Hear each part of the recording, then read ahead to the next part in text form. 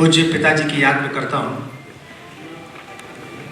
जिनका नाम मैनेजर साहब, उन्हीं की स्मृति में नाट्य महोत्सव पिछले कई वर्षों से करता आ रहा हूँ। पिछले 2-3 साल इसमें गैप हो गया।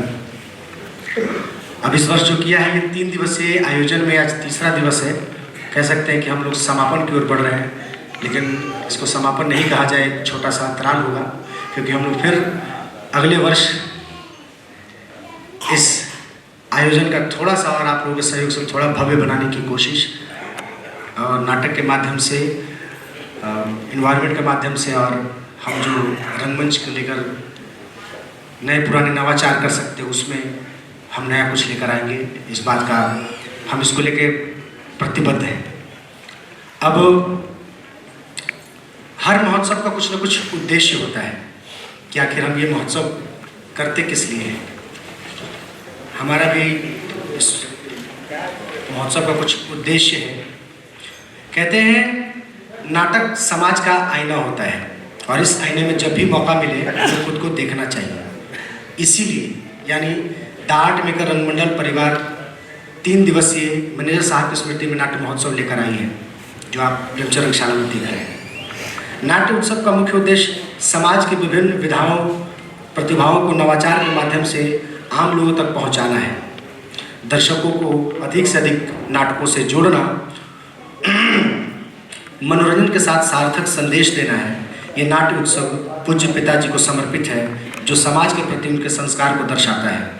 ये आयोजन एक कलाकार पुत्र का पिता के प्रति सम्मान है, जो आगे मुझे समाज और कला के प्रति और सुदृढ़ करने की क्षमता प्रदान करेगा।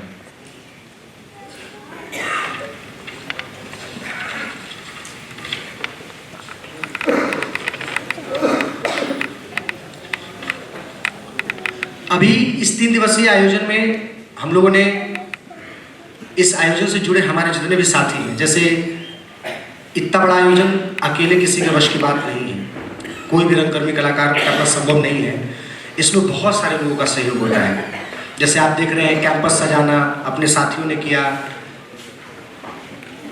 टीम आ रही है, जा रही है, उनका स्वागत, उनकी देखभाल, उनकी फूडिंग, उनकी लॉजिंग, उनको लाना ले जाना, ये हमारे साथियों ने किया। इसके अलावा जो दूसरे साथी हैं, जैसे ट्रैवलिंग पार्टनर, अपने अतिथियों को लाने ले जाने के लिए हमारे स्कूल, बिहार का बहुत ही चर्चित स्कूल रेडिएंट इंटरनेशनल स्कूल, जो आज नाम का मोहताज नहीं है, उस स्कूल ने ट्रैवलिंग पार्टनर बन के हमें गाड़ियाँ दी, अतिथियों को लाने ले जाने का सहयोग दिया। दूसरे हमारे गिफ्ट पार्टनर है एक्वा आर्ट्स गार्डनिंग। उनने पौधों के अलग अलग संस्करण हमें दिए लोगों में अतिथियों तक पहुंचाने के लिए, और वाकई वो पौधे बहुत अलग हैं और उनका भी काम बहुत उम्दा है। अगर कभी मौका मिले तो हमारे साथी आपके बीच बैठे होंगे, आपको कार्ड देंगे, आप जाकर देख सकते हैं। बहुत क्लास का काम कर रहे हैं वो लोग। इसके अलावा दत्तपेंदु अर्बन कोऑपरेटिव बैंक, जिन्होंने हमारा सहयोग किया है।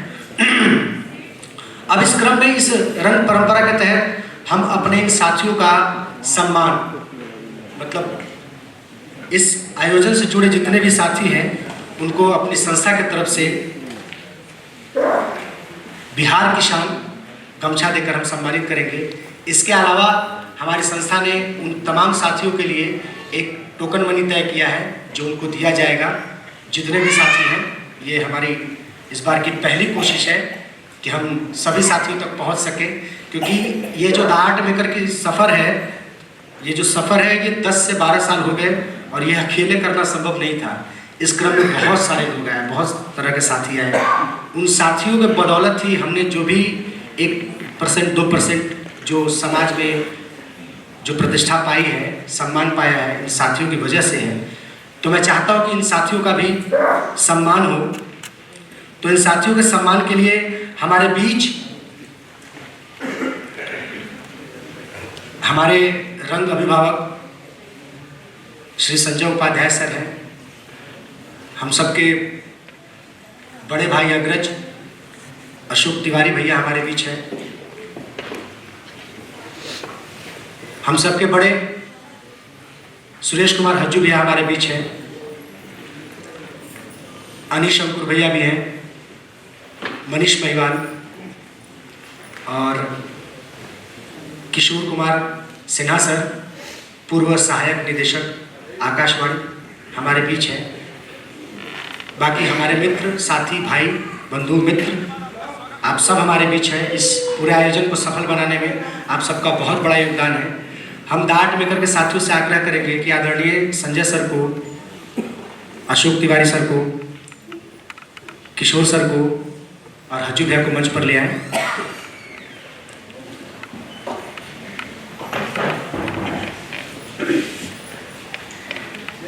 ये एक रंग परंपरा के तहत इन साथियों का उत्साहवर्धन के लिए कि संस्था से जुड़कर काम करना और अपनी एक पहचान बनाना मतलब कितना कठिन होता है, और इस सफ़र में सबको उतना ही झुलसना पड़ता है जितना कि एक आगे वाला जो लीड करता है। बाकी साथियों से आग्रह है कि इनके सम्मान की चीज़ें तैयार रखें। मैं जिन साथियों का नाम लेता हूँ, प्रेक्षागृह में है या जहाँ कहीं भी है, मंच पर आएंगे और एक एक करके उन साथियों को, हमारे जो अतिथि आए हैं, उनको गमछा देकर सम्मानित करेंगे। कुणाल कुमार सिन्हा अगर प्रेक्षागृह में हो तो मंच पर आए। कुणाल कुमार सिन्हा।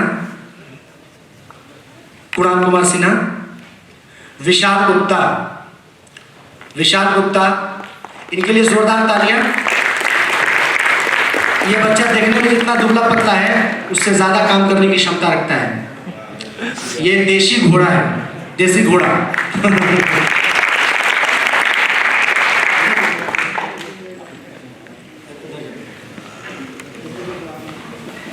सौरभ सागर,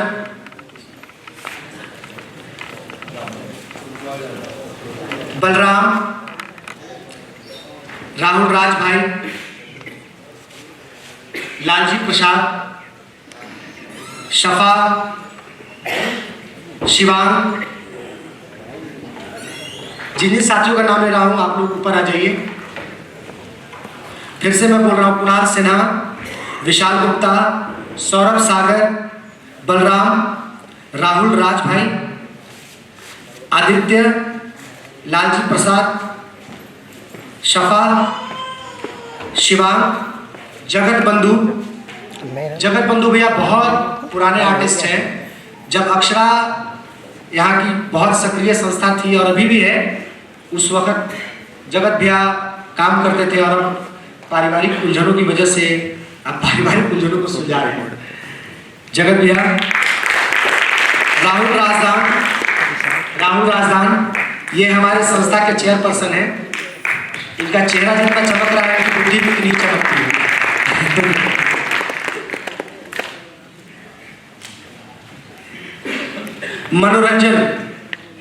मनोरंजन, इनको हम लोग प्यार से गुड्डू बुलाते हैं। ये बहुत पुराने सदस्य हैं। मेरी ये कोशिश थी कि जितने पुराने सदस्य हैं उनका पुनर्मिलन हो जाए, तो उन लोगों को बुलाने की कोशिश करी है मैंने।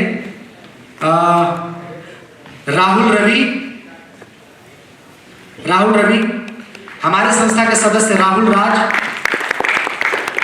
राज हमारे संस्था के सदस्य। एक और है राहुल राज।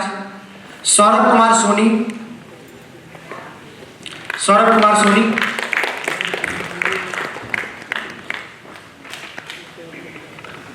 ये हैं हमारे वो लोग जिनकी वजह से इतनी चमक धमक और इतना आप जो कैंपस और बाकी तमाम चीज़ें, जो महोत्सव इतना गुलजार हुआ, इन लोगों की वजह से है। तो इन साथियों का हक बनता है या नहीं बनता है? तो बजाइए जोरदार ताली। अब अतिथियों से आग्रह है कि इनको गमछा देकर सम्मानित करें।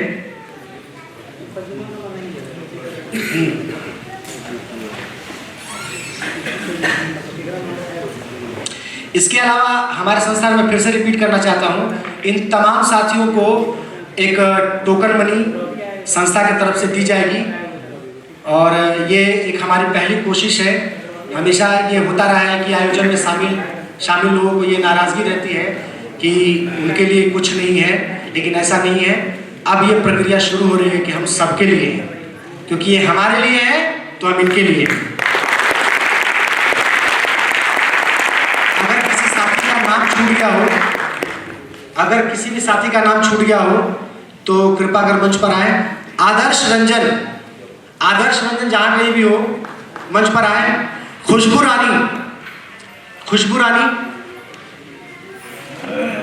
जिन लोगों का नाम छूट रहा है उसका दोषी मैं हूं। खुशबू रानी, आदर्श रंजन, हाँ एक आदर्श रंजन जहां कहीं भी हो।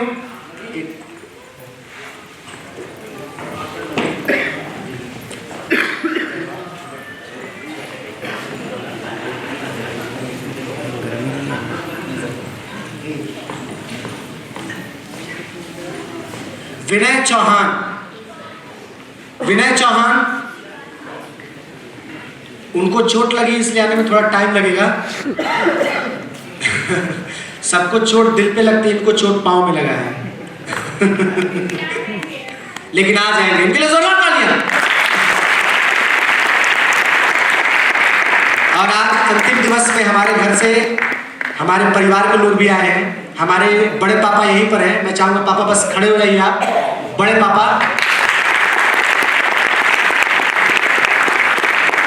हमारे बड़े भाई शंभू कुमार भी यहीं पर हैं, उनसे भी आग्रह है।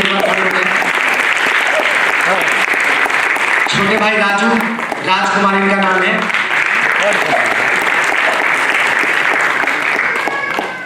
और एक और है जो उनके बारे में बाद में बताऊंगा।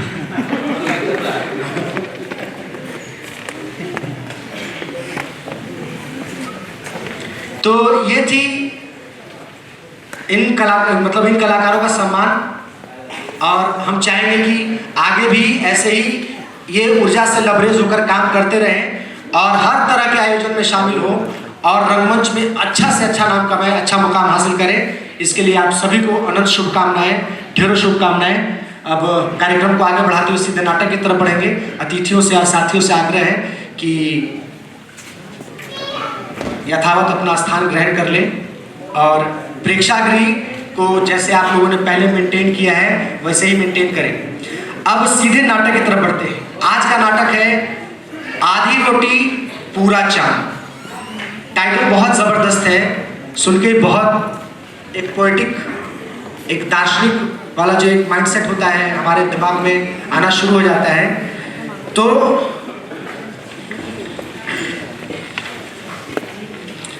आधी रोटी पूरा चांद, उसका एक कथा सार, उससे आपको नाट्य के बारे में समझने का एक प्लॉट मिल जाएगा, जगह मिल जाएगी। तू मेरा समाज, मैं तेरा समाज। एक सूरज आसमान पर उगता है, एक सूरज धरती पर भी उगता है। शायरा के रूप में, लेखिका के रूप में अमृता और इमरोज का रिश्ता नज्म और इमेज का रिश्ता है। नज्म हुई तो इमेज बनी, इमेज आई तो नज्म बनी। हमेशा एक दूसरे की खुशबू से लबरेज एक जज्बात को कागज़ पर उकेरता तो दूसरे रंगों की छटा बिखेरती, कुची से पुख्ता संदेश प्रवाहित करता। जिंदगी के उतार चढ़ाव में खुद को संभाले जग के लिए एक मिसाल के तौर पर आज भी कहीं न कहीं किसी न किसी में जीवित है अमृता। फूल मुरझा गया पर महक नहीं मुरझाएगी। मैं तुम्हें कल फिर मिलूंगी, कहाँ किस तरह नहीं जानती। ये प्रस्तुति रागा पटना की प्रस्तुति होगी और इसके निर्देशक हैं रणधीर कुमार। तो लीजिए, प्रस्तुत है आज का नाटक आधी रोटी पूरा चांद।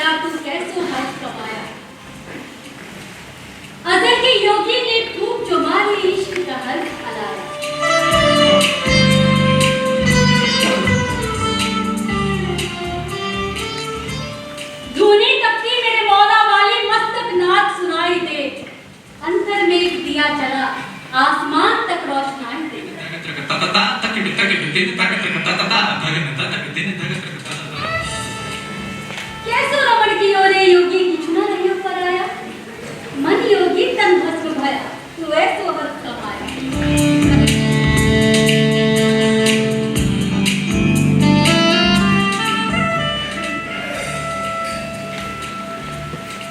क्या ये कयामत का दिन? जिंदगी के वे कई पल जो वक्त के कोख से जन्मे और वक्त के कब्र में गिर गए, आज वो सब मेरे सामने खड़े हैं।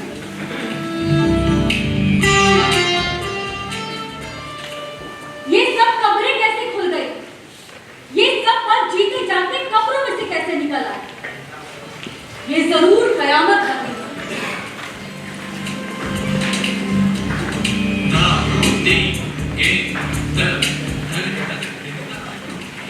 मालिकार का पक्षी उड़ रहा है, वो कुछ कहता ना सुनता। ऊंचे कलश बहुत है मेरी माँ, वो किसी कलश पर नहीं बैठता। इनका सूरज ढूंढने निकलता, जाने किस दिशा में वो रहता, कहाँ से आता और कहाँ हो जाता, कोई दिन चढ़ता न उतरता।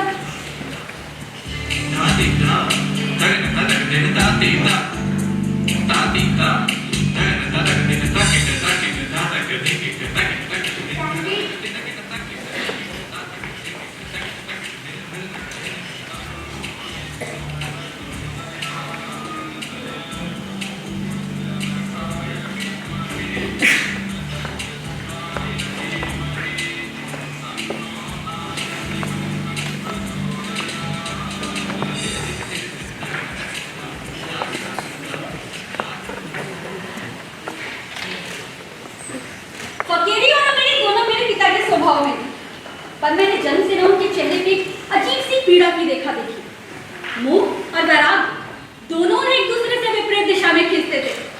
कभी कभी तो मेरी समझ में नहीं आता था कि मैं उन्हें स्वीकार थी या अस्वीकार। अपना ही अस्तित्व एक ही पल में कुछ चाहा और अनचाहा दोनों लगने लगता था।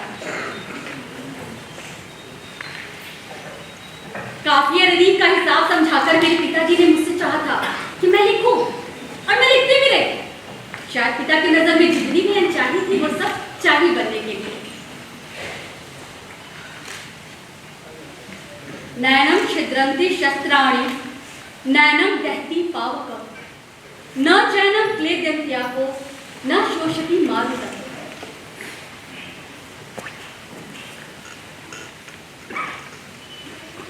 और ये एक वो पल है जब घर में तो नहीं पर रसोई में नानी का राज होता था। सबसे पहला विद्रोह मैंने उसके राज में ही शुरू किया था। उस पल ना नानी जानती थी ना मैं कि जिंदगी के कई बरस जिससे मैं इश्क करूंगी वो उसी मजहब का होगा जिस मजहब के लोगों के लिए हमारे घर के बर्तन भी अलग रख दिए जाते थे।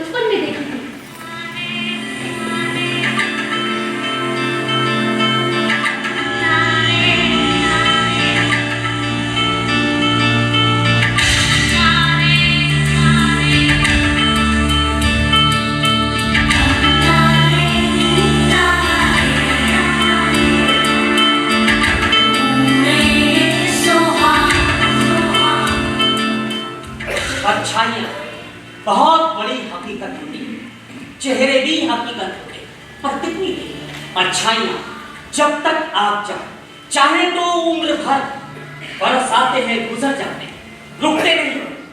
और कई परछाइयां जहां कभी रुकती हैं वहीं रुकी रहती है। हर परछाई किसी न किसी काया की परछाई होती है, काया की मोहताज। कई परछाइयां इस नियम के विरुद्ध भी होती हैं, काया से भी स्वतंत्र। यूं भी होता है कि कोई परछाई कभी किसी काया से टूटकर आपके पास आ जाती है और आप उसे लेकर दुनिया भर में घूमते रहते हैं और खोजते रहते हैं कि ये जिस काया से टूट कर आई है वो कौन सी। गलतफहमियों का क्या है, हो जाती है। आप परछाई को औरों के गले से भी लगाकर देखते हैं कि शायद उसी के माप की हो, नहीं होती ना सही। आप फिर उस अंधेरे सा को पकड़कर वहां से चल देते।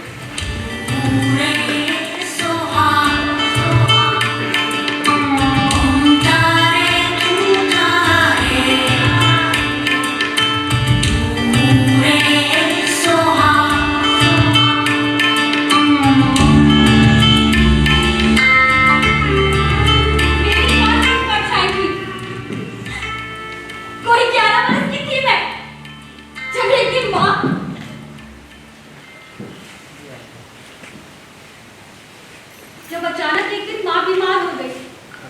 बीमारी मुश्किल से एक सप्ताह रही होगी। अरे तू ईश्वर का नाम ले रही, कौन जाने उसके मन में दया आ जाए।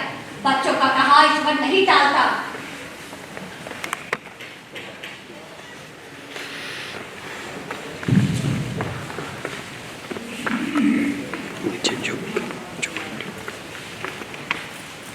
ईश्वर, मेरी माँ को मत मारना, मेरी माँ को मत मारना, मेरी माँ को मत मारना। और फिर माँ की चीखों की आवाज सुनाई नहीं दी, मगर घर के सारे लोगों की चीखें निकल गई थी। मेरी माँ मर गई थी। उस वक्त मेरे मन में रोष उबला, ईश्वर किसी की भी नहीं सुनता, बच्चों की भी नहीं।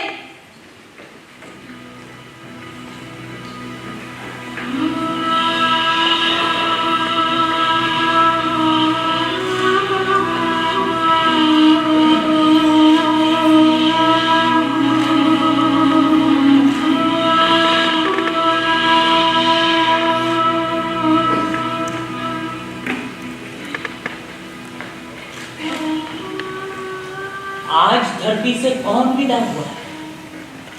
क्या आसमान ने बाहें फैलाकर धरती को अपने गले से लगा दी? त्रिपुरा ने हरी चादर कफन पर डाली और सुबह की लालिमा ने आंखों के कंधे पर हाथ टिकाया। कहा थोड़ी सी महक विदा हुई है, दिल से ना लगाना। क्या आसमान ने तुम्हारी इस महक को अपने सीने में संभाल लिया है।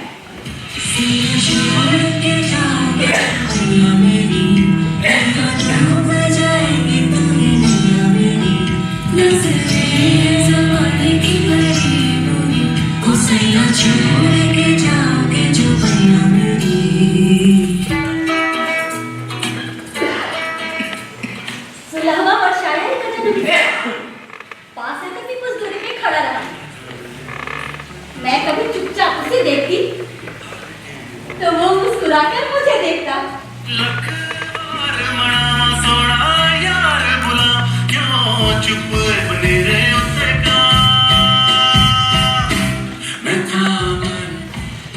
माँ जीवित होती तो शायद ही किसी और तरह से आता, परिचितों की तरह, सगे संबंधियों की तरह, सखी सहेलियों की तरह।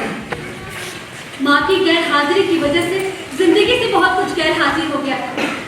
मेरा 16वां वर्ष भी शायद इसी गिनती में शामिल था। इसलिए मेरा ख्याल है कि वो घर का दरवाजा खटखटा कर नहीं आया, चोरों की तरह आया।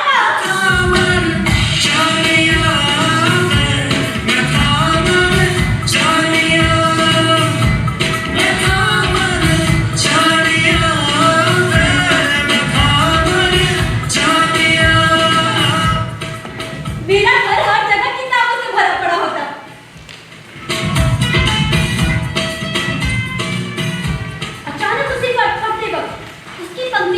चलकर मेरा 16वां वर्ष मेरे सामने खड़ा हो जाता। ऐसा लगता जैसे किसी अप्सरा का रूप हो। कहते हैं किसी ऋषि की समाधि को भंग करने के लिए जो अप्सराएं आती थी उसमें राजा इंद्र की साजिश होती थी। मेरा 16वां वर्ष भी अवश्य किसी ईश्वर की साजिश रहा होगा, इसलिए उसने मेरी सीधी सादी समाधि को भंग कर दिया और मैं कविता लिखने लगी।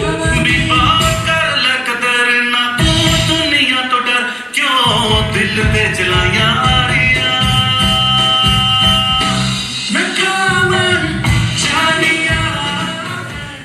हर कविता मुझे वर्जित इच्छा की तरह लगी। मेरे पिताजी को मेरी कविता लिखने पर कोई आपत्ति नहीं था, केवल उनका आग्रह था अमृता तुम सब धार्मिक कविताएं ही लिखोगी, और मैं वही तकिया दूसरी कविताएं लिख देती। उम्र के 16वें वर्ष में हर विश्वास पारंपरिक होता है, इसलिए तकिया नुसी भी।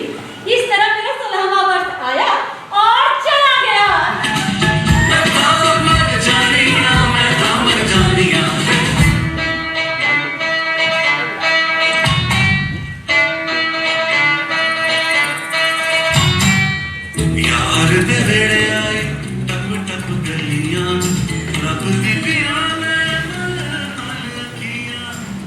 वास्तव में ये वर्ष आयु के सड़क पर लगा हुआ खतरे का चिन्ह होता है। जब तक आंखों में कोई हसीन तस्वीर कायम रहता है और उस राह में जो कुछ भी गलत है उसके लिए मन में रोष कायम रहता है, तब तक मनुष्य का 16वां वर्ष भी कायम होता है। साथ ही तरह हर सूरत में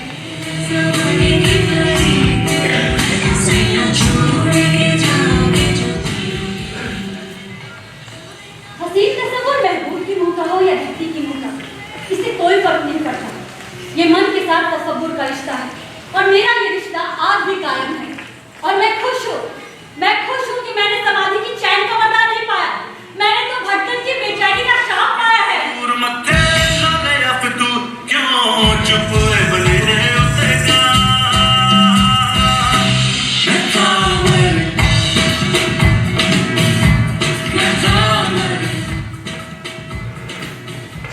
मेरा 16वां वर्ष मेरे आज भी हर वर्ष में शामिल है। मेरे 85वें वर्ष के विरोध को भी पछाड़ उसके सब लक्षण आज भी स्वीकार हैं। जब विरोध प्यार से खुश हो जाए और आकाश की तारों को हाथ से छू लेने का जी करता है।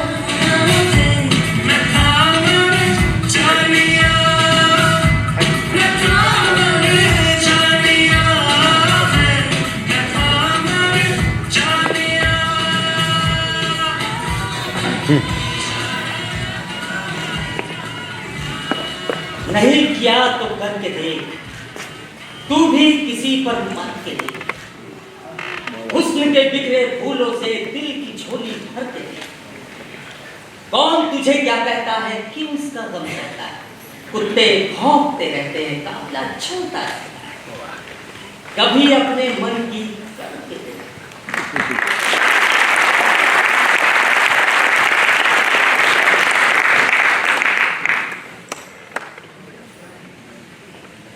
एक लंबा सा साया था। जब मैंने चलना सीखा था तो वो मेरे साथ चलने लगा। एक बेगाना गांव था, पर मैं सोचने लगी गांव बेगाना है पर वो क्यों बेगाना नहीं।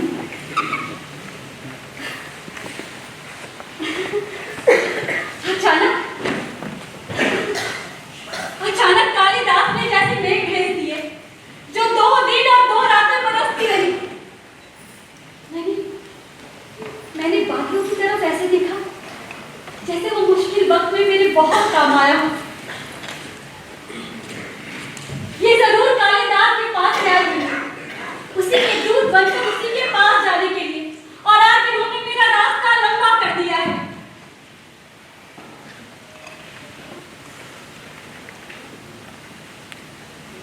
रास्ते अलग होने जो लाहौर पहुंचकर अलग हो। एक बार मैंने किसी से पूछा, अच्छा सुनिए ना, आपको क्या लगता है मैं उसे मिलने के लिए बुलाऊंगी तो वो मुझसे मिलने आएगा? उन्होंने कहा, अमृता अगर तुम बुलाओ ना तो वो अपने सारे काम काज छोड़कर चला आएगा। और एक दिन हुआ, मेरी दहलीज ने पहली बार उसके कदम छुए। मैं साहिल की आवाज सुन सकती थी,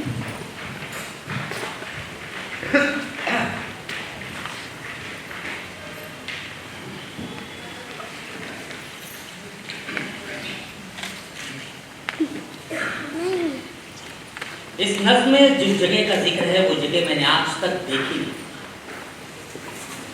और जिस लड़की का जिक्र है वो लड़की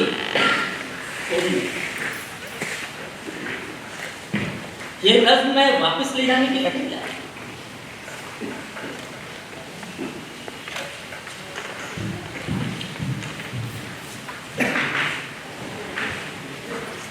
फिर रात को आसमान के तारे मेरे दिल की तरह धड़कने लगे, और जब भी मैं कोई नज्म लिखती तो ऐसा लगता जैसे उसे खत लिख रही हूँ।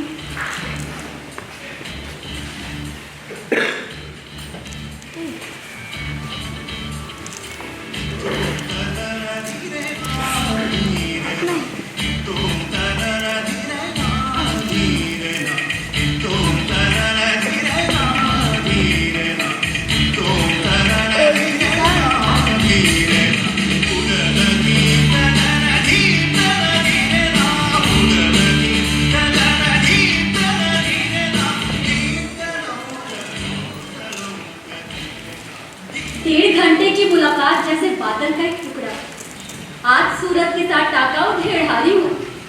कुछ नहीं बनता और ऐसा लगता जैसे सूरत की लाल कुर्ते में ये बादल किसी ने बुन दिया है।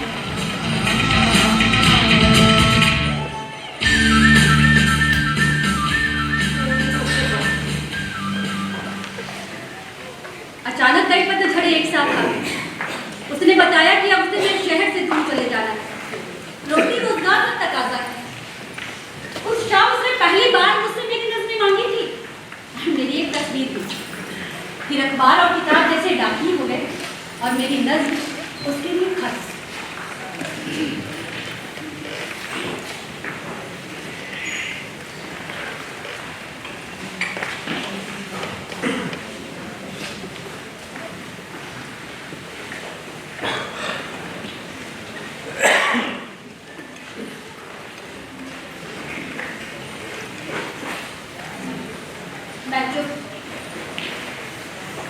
शाम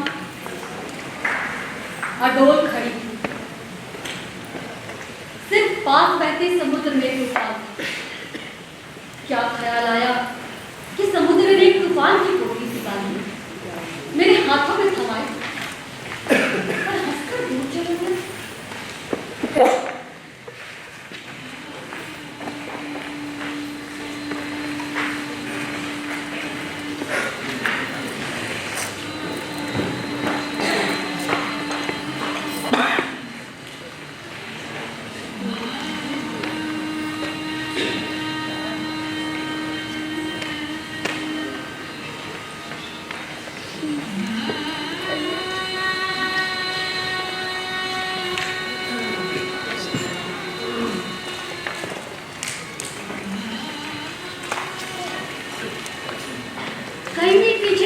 देश के विभाजन की तस्वीर सामने याद आ जाती है, जब अचानक लाहौर की हवा अफवाहों से तलब हो गई। जिंदगी में एक ही घटना घटी थी, ब्याह हुआ। कोई 14 बरस की थी मैं, जब माँ ने अपने नजदीक के रिश्ते से लगती बुआ के बेटे प्रीतम सिंह से मेरी सगाई कर दी। फिर माँ नहीं रही तो पिताजी ने ब्याह का पूरा फर्ज निभाया। 1936 में ये बड़े ही अच्छे लोग थे, पर न जाने किस बेपरवाही में मेरे और उन अच्छे लोगों के नसीबों पर जैसे किसी ने दस्तखत कर दी। छोटी सी थी जब एक साई से बातें किया करती थी, शायद वो मेरे किसी पिछले जन्म का साया था। मैं हमेशा उसे तलाशती रहती। बेटी देश के तकसीम के पहले के दिन, माँ नहीं रही, बहन भाई कोई था नहीं, और पिताजी हजारीबाग में जमीन लेकर कुटिया बसाने चले गए। मुझसे मेरे मन की बात करने वाला कोई नहीं रह गया।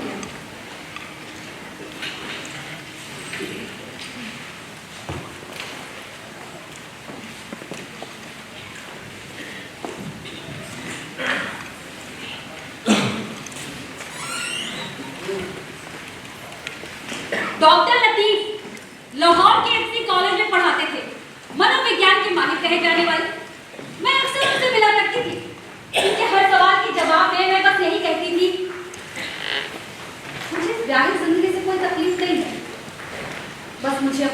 बुरा भी लगता है। क्या तुम किसी को पसंद करती हो? नहीं, लेकिन घर छोड़कर जाओगी कहाँ? रीतनगर चली जाऊंगी गुरु बख्शी जी के पास। वो बहुत बड़े साहित्यकार हैं और मुझे भी लगता है कि मैं साहित्य काम कर सकती हूँ। नहीं नहीं, ऐसा नहीं करना। मैं गुरुबख्श सिंह को जाती तौर पर जानता हूँ। वहाँ जाने से तुम्हारी इंडिविजुअलिटी और क्रिएटिविटी दोनों खत्म हो जाए। बाकी तुम्हें जो अच्छा है।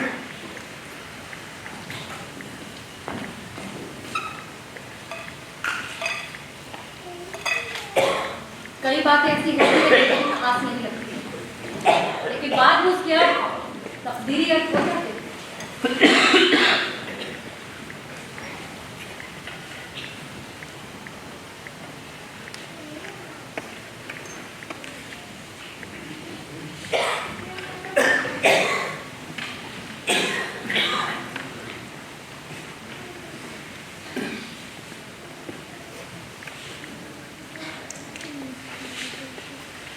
हमने आज ये दुनिया बेची, एक दीन खरीद कर लाए। बात कुफ्र की है हमने, सपनों का एक थान बुना, घर से कपड़ा फाड़ लिया और उम्र की चोली सी ली हमने। अंबर की एक पाक सुराही, बादल का एक जाम उठाकर घूंट चांदनी पी है हमने। हमने आज ये दुनिया बेची। मर्द ने औरत के साथ सिर्फ सोना सीखा, जागना नहीं। प्यार महबूबा की जमीन में जड़ पकड़ने और वही देने का नाम। ज्यादातर लोग प्यार करने की वजह से पैदा नहीं होते, वे पैदा होते हैं उपेक्षा, लालसा, काम, क्रोध, द्वेष और नफरत की वजह से।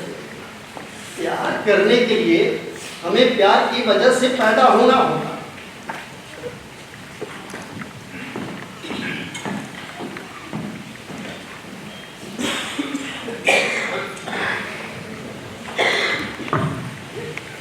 मैं औरत थी चाहे बच्ची थी, और ये खौफ मैंने विरासत में पाया था। दुनिया के भयानक जंगल में मैं अकेली गुजर नहीं सकती थी, इसलिए मर्द मुख की कल्पना करना भी मेरी कल्पना का अंतिम साधन था। इस मर्द अर्थ के सब मैंने कहीं भी पढ़े, देखे या सुने में नहीं। अंतर में जानती अवश्य थी कि जिस दिन उसे देखूंगी उस दिन पहचान लूंगी।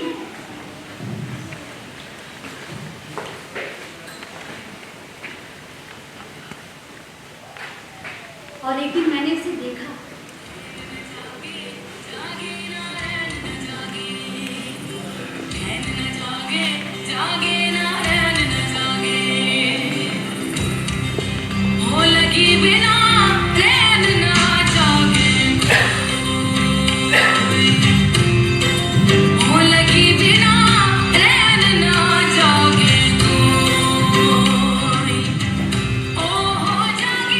मुझसे भी पहले मेरे मन ने उसे पहचान लिया।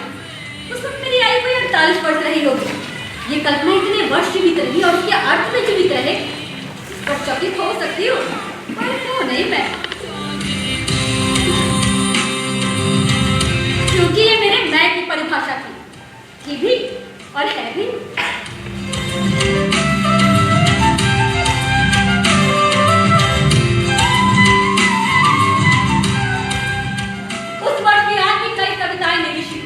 जैसे लख तेरे अंबारा बिचो 10 दी लंबा सालो, इको दंड प्यार दी लंबी ओ भी तंदी खरे।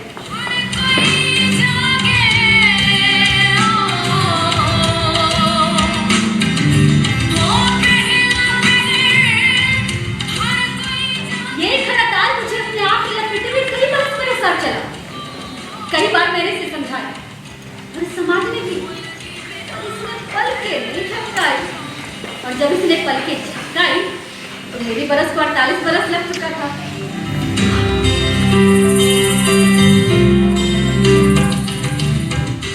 और तब मैंने जाना कि क्यों मुझे उससे कुछ अलग, आधा या लगभग सा कुछ भी नहीं चाहिए।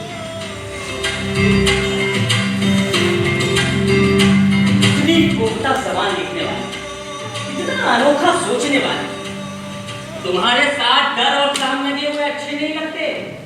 देखो मेरी मानो, एतबार को और बड़ा करो। भाई जो जो तुम एतबार को बड़ा करती जाओगी, डर और सहम छोटे होते जाएंगे और छोटे होते जाएंगे।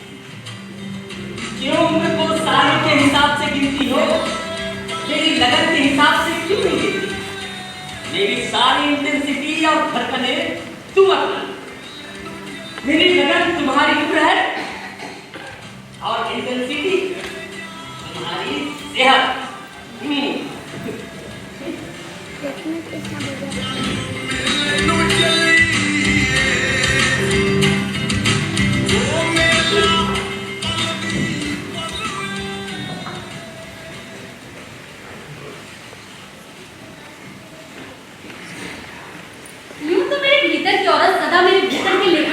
स्थान पर थी, मगर जिंदगी में 3 वक्त ऐसे भी आए थे जब मैंने अपने भीतर की औरत को देखा था। पहली बार मैंने तब देखा था जब मेरी आयु कोई 25 वर्ष की थी। उस वक्त मेरा कोई बच्चा नहीं था, लेकिन प्राय रात को मुझे एक बच्चे का स्वप्न आता था।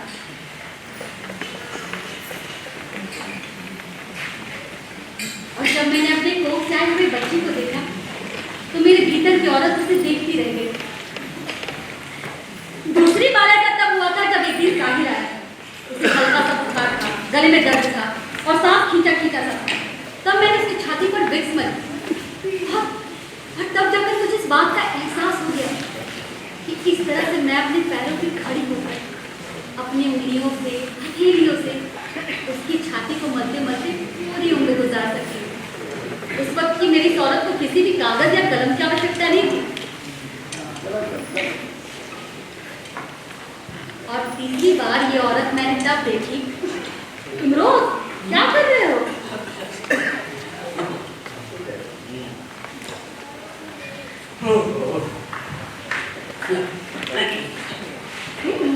लाओ, मैं कर लेती हूँ।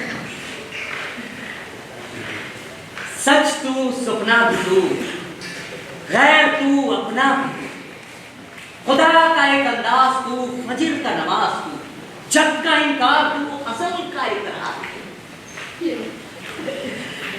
आशिक की सदा भी तू, अल्लाह की रजा भी तू, ये सारी कायनात तू और खुदा की मुलाकात भी तू। उन दिनों इमरोज को इंद्रजीत कहा जाता था। इंद्रजीत ने अपना नाम बदलकर इमरोज रख लिया था। इमरोज का मतलब होता है आज। एक दिन इमरोज खाली वक्त में मेरे पास आया। वो बहुत खुश था। अमृता, अमृता, अमृता, मुझे बम्बई के फिल्म डायरेक्टर गुरदत्त साहब का पता है। अच्छा? उन्होंने फिल्म में काम करने के लिए बम्बई बुला भेजा है। तब कहा कि पेशकश और रिहाइश का मतलब वो दूर बेहतर है। चाय पियोगे? हाँ जरूर।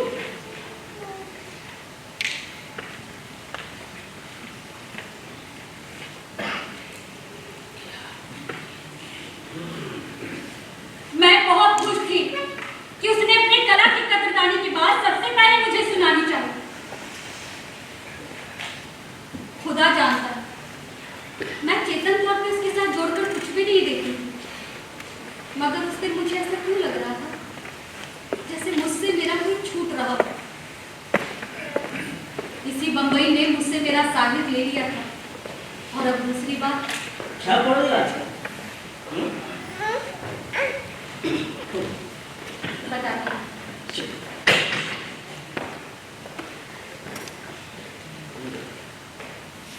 एक शायर था। खुदा की तरफ से उसे दिल तो मिला था, पर बेचारे को सूरत नहीं मिली थी। उसे एक हसीन लड़की से मोहब्बत हो जाती है, लेकिन वो अपनी मोहब्बत का इजहार नहीं कर पाता। उसी शायर का एक अमीर और खूबसूरत दोस्त उसी हसीन लड़की से मोहब्बत करने लगता है, लेकिन उस अमीर लड़के के पास कह पाने के लिए खुद के कोई अल्फाज नहीं थे। वो अमीर लड़का अपने दोस्त शायर के पास जाता, सारे अल्फाज को दिखवाता और जाकर उस हसीन लड़की को दे देता। वो हसीन लड़की उस अमीर लड़के पर फिदा हो जाती है। फिर वो दोनों शादी कर लेते हैं। एक दिन ना अचानक जंग छिड़ जाती है और दोनों दोस्त को महाज पर जाना पड़ता है। महाज पर उस लड़की का खाविंद मारा जाता है और शायर को जख्मी हालात में अस्पताल में भर्ती करा दिया जाता है। एक दिन वो सुंदरी अपने सारे खतों को लेकर शायर से मिलने अस्पताल में पहुंची। अपने सारे खत को देखते हुए उसे कहती है, तुम इसे पढ़ो, मुझे ऐसा लगेगा जैसे मैं अपने खाविंद की आवाज सुन रही हूँ। वो शायद पढ़ते कब शाम हो जाती है और कमरे की बत्ती जलाने का किसी को याद नहीं रहता। वो लड़की जब ये देखती है तो चौंक जाती है कि अंधेरे में भी वो शायर सारे खत को इस तरह पढ़े जा रहा है जैसे उसके एक एक अक्षर उसके सीने पर लिखे हो। वो लड़की सबको समझ जाती है। अगले दिन जब उसे खबर मिलती है कि वो शायर इस दुनिया में नहीं रहा तो वो दौड़ कर अस्पताल आती है। शायर के होठ को चूमती है और यही कहती है, I loved one man but lost him twice.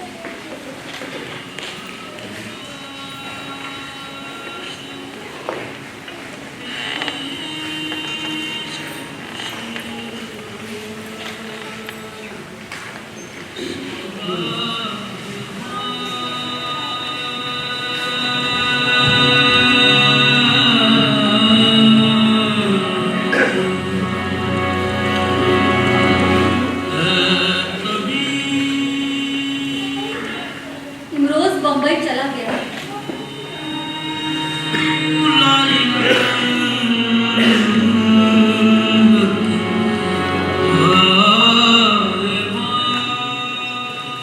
तीन दिन ही गुजरे थे कि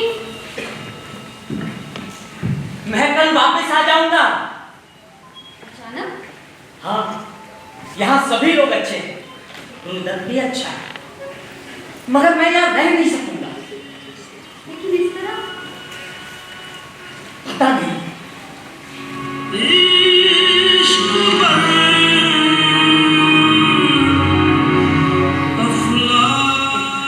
आने वाली जिंदगी का नाम हम मुझे था न, पर शायद तकदीर सब कुछ जानती है।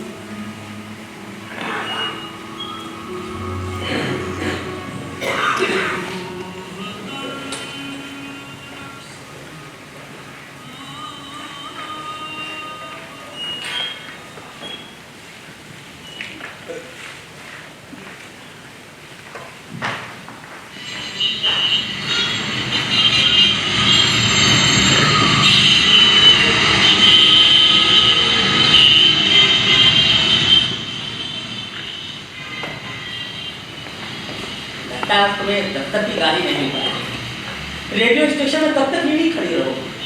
अच्छा हुआ तुमसे यहाँ मुलाकात हो गई। मैं घर छोड़ देता हूँ।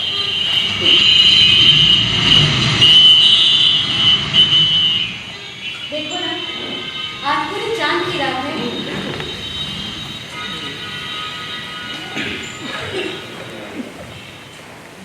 तुम यही ठहरो, मैं कुछ खाने को लेकर आती हूँ। वैसे खाने में बहुत कुछ है नहीं, पर जो भी है उसे लेकर आती हूँ।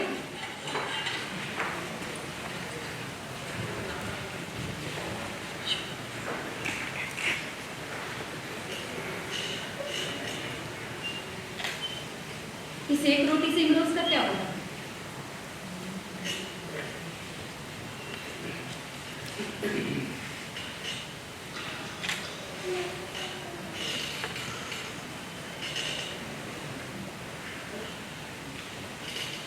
कभी सोचा भी नहीं था कि एक वक्त ऐसा भी आएगा जब हम दोनों मिलकर रोटी कमाएंगे और आधी आधी बांट कर खाएंगे।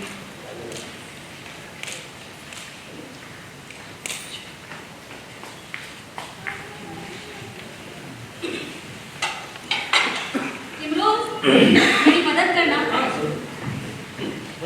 इसे नीचे रख देना। से ये हो गया। अच्छा इमरोज, एक बात पूछूं? आर्ट स्कूल में पढ़ाई करते वक्त तुम्हें कोई लड़की पसंद नहीं है?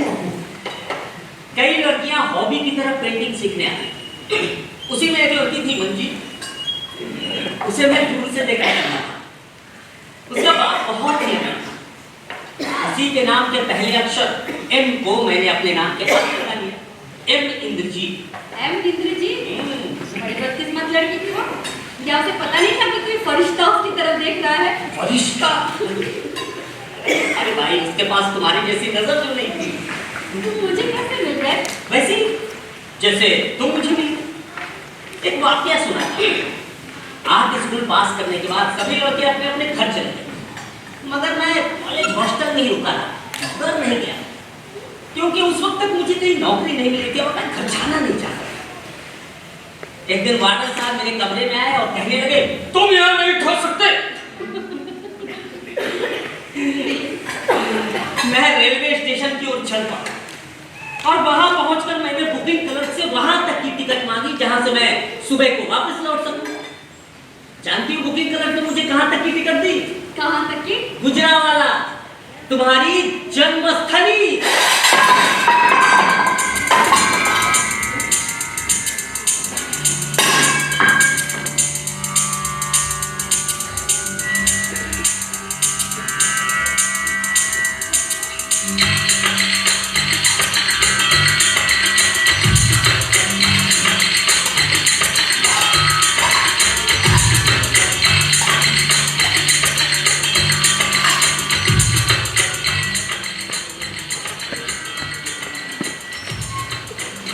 गुजरावाला।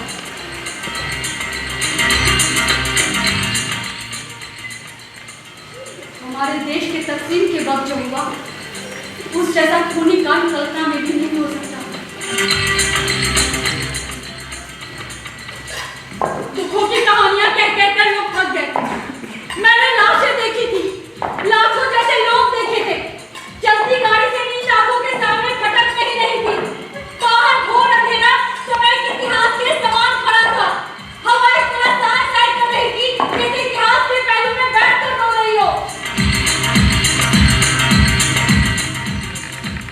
कई जगह दुखों की तरफ पेड़ उगे हुए थे, कई जगह पेड़ नहीं होती थी, सिर्फ वीरानियां होती थी।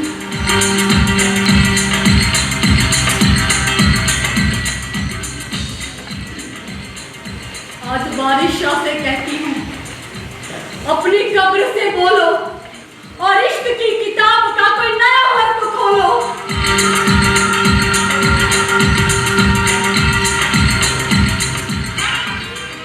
धरती पर लहू बरसा है, कब्रों से खून टपकने लगा और प्रीत की शहजादियां मज़ारों में रोने लगी। आज बारिश शाह से कहती हूँ, अपनी कब्र से बोलो और इश्क की किताब का कोई नया वर्ग खोलो।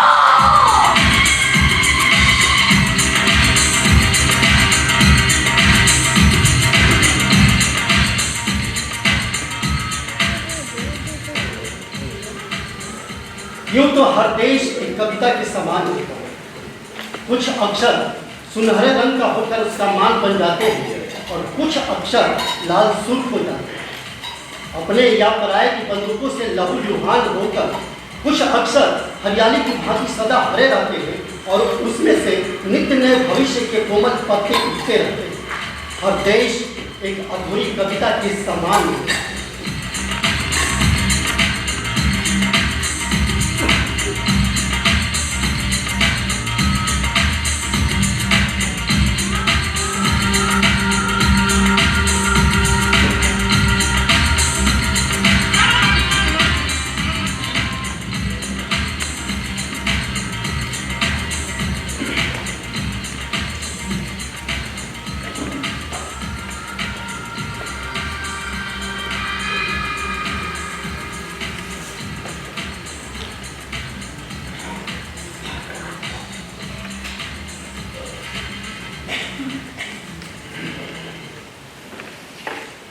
जिंदगी में एक वक्त ऐसा भी आया जब मैंने अपने ख्याल की कल्पना का जादू चढ़ते हुए देखा था।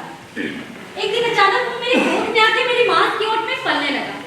मेरा बेटा नवराज मेरे शरीर का हिस्सा बना। ये 1946 के अंतिम दिनों की बात है। एक दिन मेरे ख्याल में जैसे धीरे धीरे कान में कुछ कहा,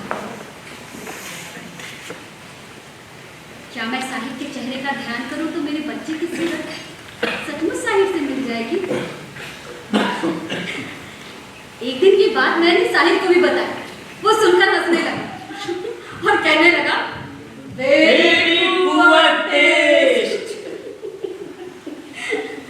साहिब जब भी मेरे घर आता तो मेरी बेटी शिल्पी को कहानी सुनाने लगता।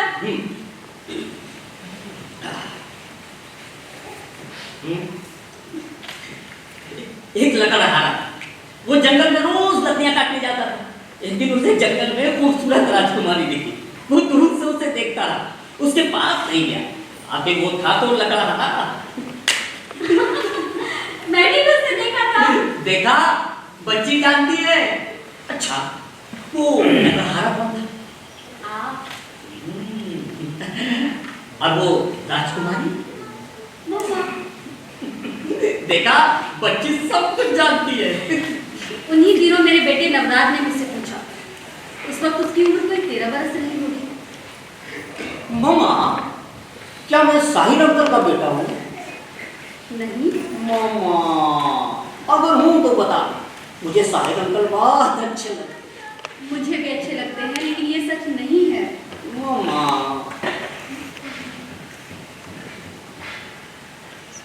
सच का अपना एक बल होता है, सो मेरे बेटे को यकीन हो गया। ये सच उतना ही सच था जितना मुझे मालूम, उतना तो साहिर को भी नहीं।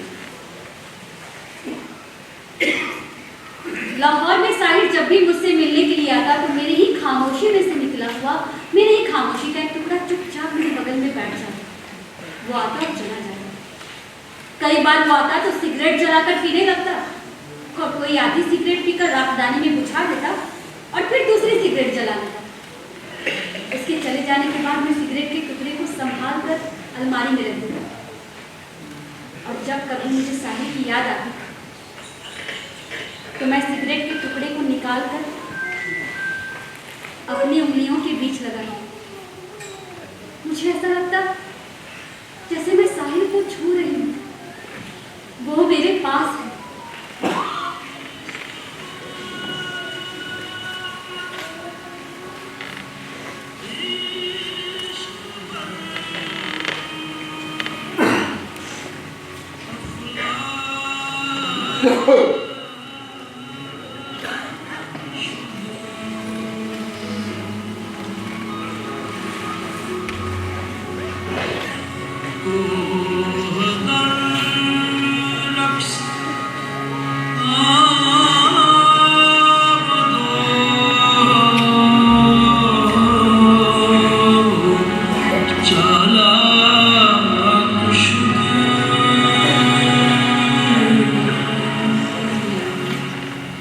जिंदगी सिर्फ मोहब्बत नहीं, कुछ और भी।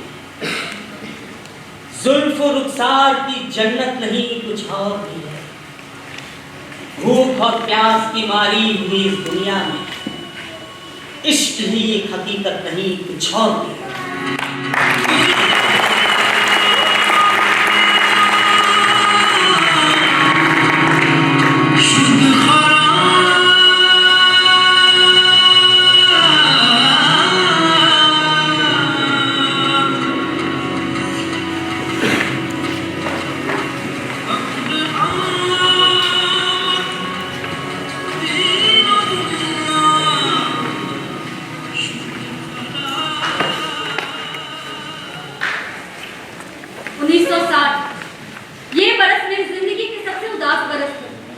जिंदगी के कैलेंडर में फटे हुए प्रेस की तरह मैंने घर की दहलीज के बाहर कदम रख लिया था।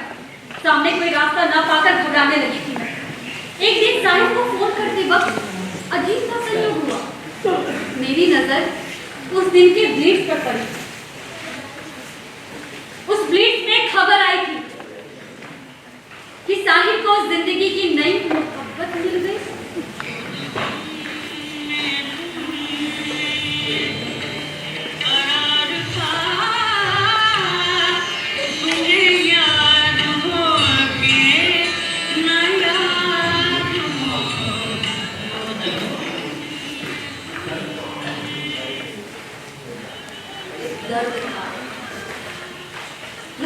की तरह मैंने चुपचाप पी लिया। फिर कुछ नज़में हैं जो सिगरेट की राख की तरह मैंने झाड़ दिया।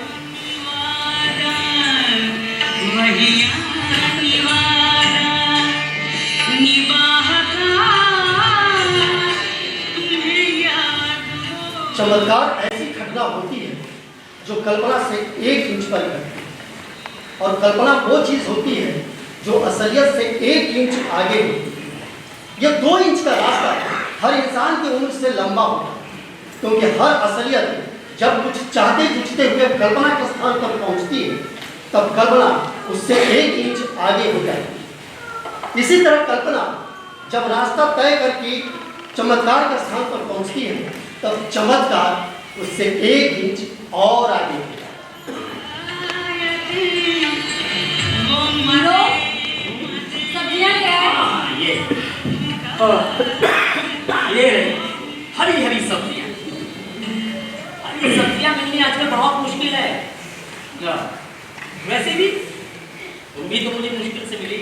अगर मैं साहिब को मिल जाती तो तुम्हें नहीं मिलती। क्यों नहीं मिलती भला?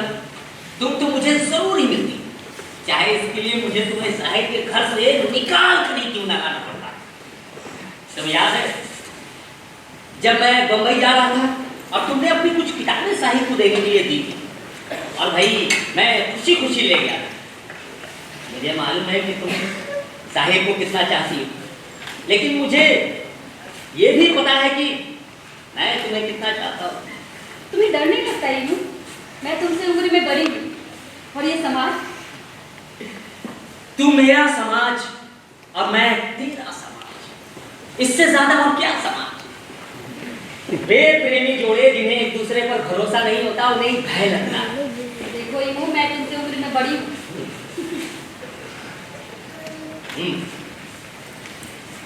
जाओ जाकर कहीं बस जाओ। तुम्हारे बिना जीना मरने के बराबर है, और भाई मैं मर रहा हूँ किस्मत चाह। अच्छा, तो ठीक है ना, तुम एक काम क्यों नहीं करते हो? तुम ना पूरी दुनिया घूम कर आओ, और अगर उसके बाद तुम मेरे पास है और मेरे साथ रहना चाहे तो ठीक है, जैसा तुम कहो। ये बात लो।